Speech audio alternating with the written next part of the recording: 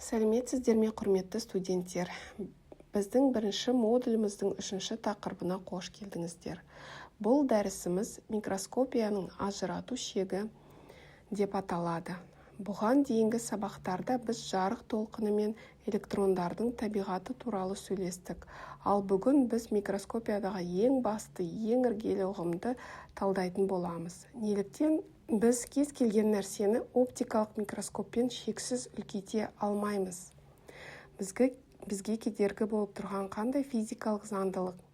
Осы сұрақтардың жауабын және нано әлемге өтудің құпиясын бүгін бірге ашамыз. Сонымен тақырыбымыз микроскопияның ажырату шегі. Ғылымда жаңа материалдарды зерттеу үшін олардың құрылымын барынша жақыннан көруге қажет. Бірақ жақыннан көру дегеніміз жай ғана суретті үлкейту емес. Бұл жерде шешуші рөлді микроскоптың ажырату қабілетін атқарады. Бұл қандай қабілет? Ажырату қабілеті дегеніміз не?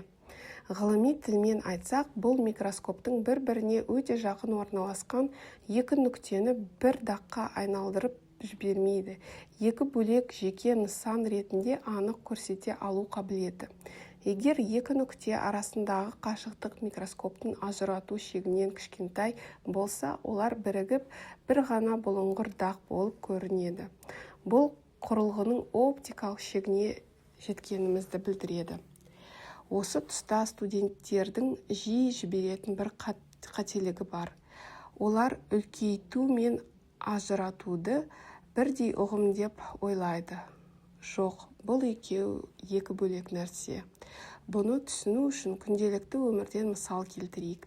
Телефоныңызға түсірілген сапасы өте нашар бұлыңғыр суретті елестетіңіз.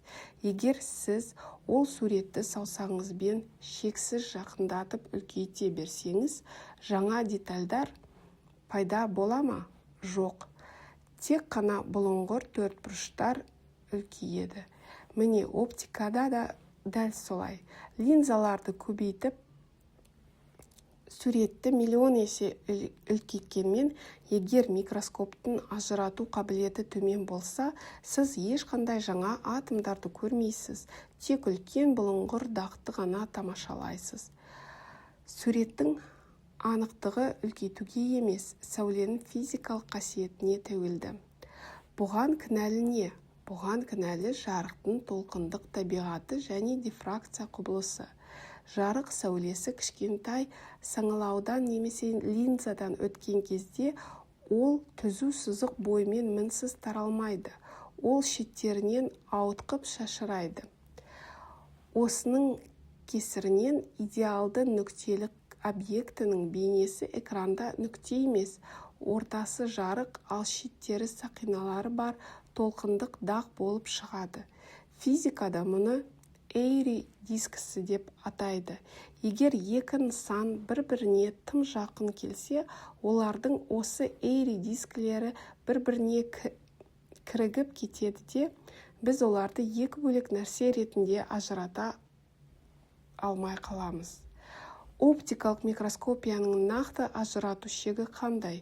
Ол қолданылатын жарықтың толқын ұзындығы тікелей тәуелді.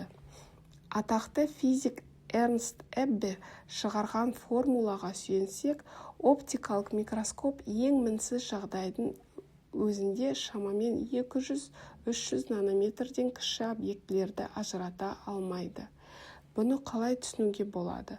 Бұны жуан маркермен өте нәзік кірпікті немесе шашты салуға тырысқанмен салыстыруға болады. Сіздің маркеріңіздің ұшы тым жуан, сондықтан сіз ұсақ детальдарды ешқашан дәл сызып бере алмайсыз. Ал егер бізге зерттеу керек нысан осы шекпен, яғни 200 нанометрден кіші болса ше, мысалы вирустар, ДНК молекулалары, металл ішіндегі фазалық нанобөлшектер мен кристалдық тордың ақаулары. Бұл объектілер жарық толқыны үшін тым ұсақ. Үлкен мұхит толқыны су түбіндегі кішкентай тасты байқамай үстінен өтіп кететін сияқты, жарық сәулесі де нанобөлшектерді жанап өтеді. Оптикалық микроскоп үшін бұл нано әлем толығымен жабық. Осы екі масштабты салыстырып көрейік. Оптикалық микроскопиясы бізге микрометрлік деңгейдегі нысандарды, бактериялар, шаш талшығын, металдың ірі дәндерін көруге көмектеседі. Ал электрондық микроскопияға бізге нано деңгейге және одан да тереңірек түсуге мүмкіндік береді. Оның ажырату шегі 0,4 нанометрге дейін және одан да төмен болады. Бұл атомдарды жеке-жеке көруге мүмкіндік береді. Бұл шектеуді қалай жеңуге болады? Жауап біреу-ақ.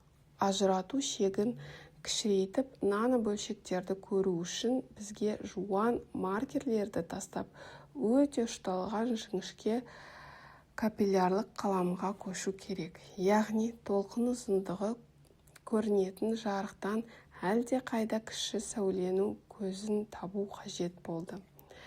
Міне, дәл осы тапсырманы электрондар тамаша орындап шықты. Электрондардың толқын ұзындығы жарықтан 100 000 есе кіші болғандықтан, олар нано бөлшектерді тіпті жекелеген атом ядроларын сезіп, оларға соғылып бізге аса жоғары ажыратымдылықтағы мінсіз суреттерді салып береді. Бұл ғылымдағы үлкен жеңіс еді. Ажырату шегі бұл жай ғана микроскоп линзасының сапасыздығы емес, бұл табиғаттың іргелі физикалық заңы. Оптикалық микроскопияның бұл шектеулерін үлкейту, арттыру арқылы емес, тек толқын ұзындығы өте аз бөлшектерді электрондарды қолдану арқылы ғана жеңуге болады.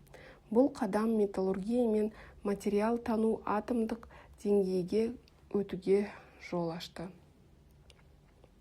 Дәрісімізді бекіту үшін сіздерге өзіндік жұмыс тапсырмалар беріледі. Бірінші тапсырма экрандағы сұрақтарға жауап беріңіздер.